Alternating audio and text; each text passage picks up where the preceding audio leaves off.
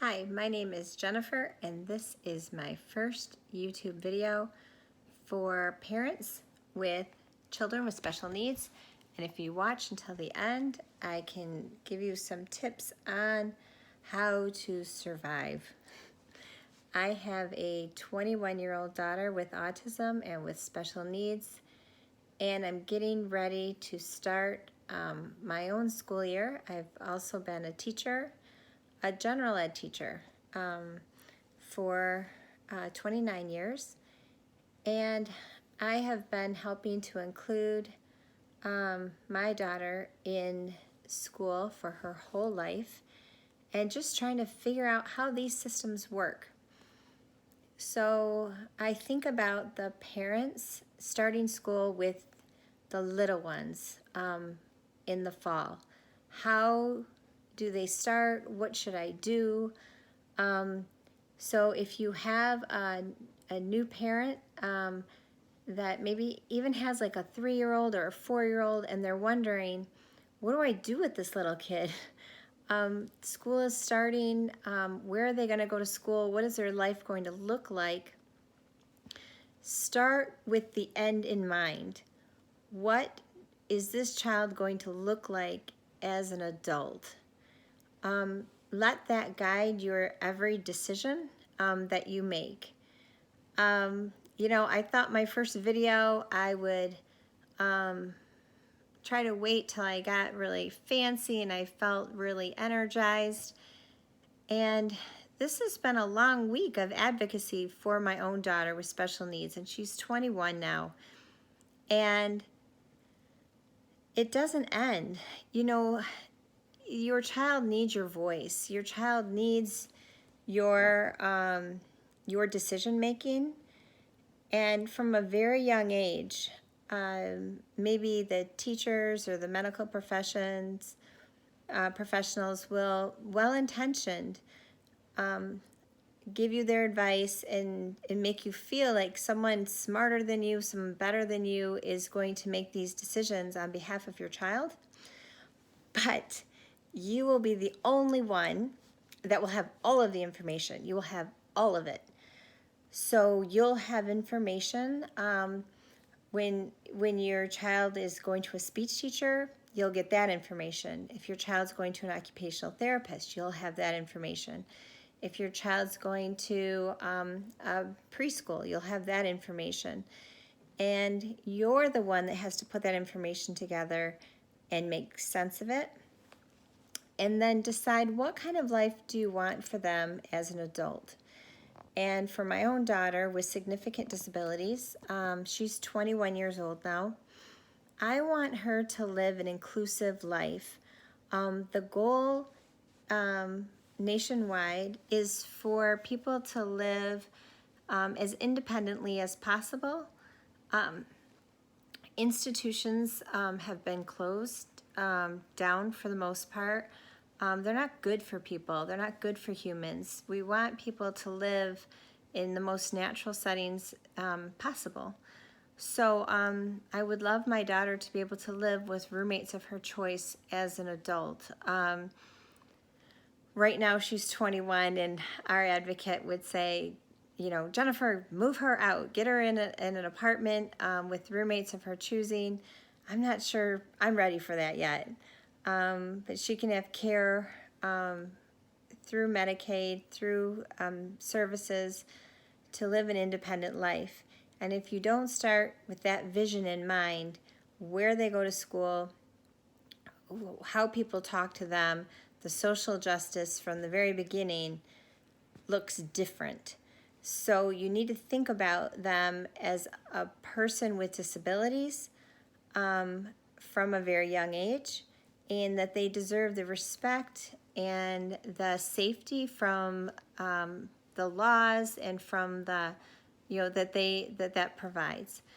And remember too that they're children. You need to have fun with them and laugh with them, and the whole life can't be about just therapy or just what's wrong with them.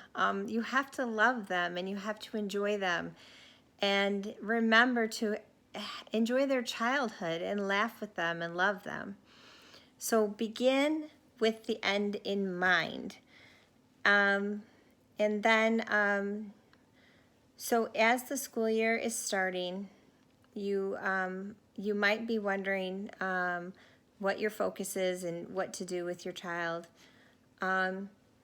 Young children that are before school age can receive service for speech and occupational therapy and physical therapy before school even starts.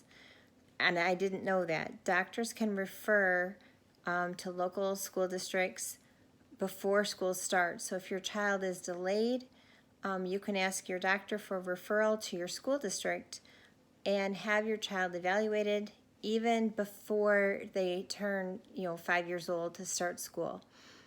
So it's important to be in contact for those services, and those are free of charge through your school district. The other thing that I recommend, if you can, try to always have an outside therapist, a private therapist, to give you another opinion. It's always good to have another voice for your child. Sometimes people's opinions are different, and it gives you more information about your child. And the last thing I think I'll just touch on today is advocacy for your child. Make sure that you are confident in the decision making. Listen, be polite, be smiley. You might not get what you want the first time. If you want a certain speech teacher or you want something, there are advocacy groups that can offer a person to come with you to a meeting. But remember, these people are going to be working with you, working with your child. You can be smiley and you can be aggressive, but do it in a kind, polite, respectful way, so that you are still welcome in the building and still appropriate. And remember, your child is listening and the people around you are listening.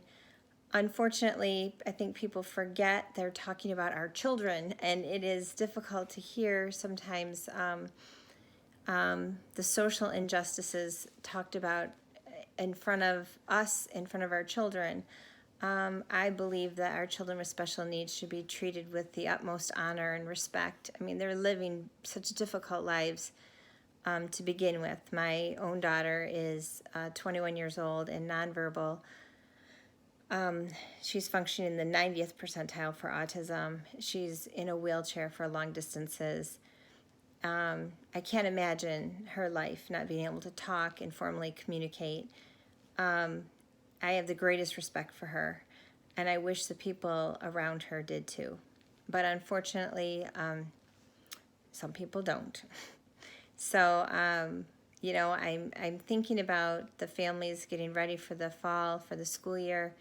I wanted to start my first video just reminding you to start your beginning with your child with special needs with the end in mind. Where do you see your child as an adult? If they need to live in the community as an adult, they need to go to the grocery store, they need to live, they need they may not be able to live without support. Even if they live independently, it doesn't mean they won't live without a caregiver, but that means they might not live in your home. It might mean they live, in an apartment, but they might need 24/7 care, but they have to live somewhere. So I always say, I have 2 other boys, and they're gonna live without me, probably pretty much regardless of what I do. But every day of my daughter's life, I've had to plan carefully for her to be able to live without me. So you with the small kids, purposely plan for your children to be able to live without you.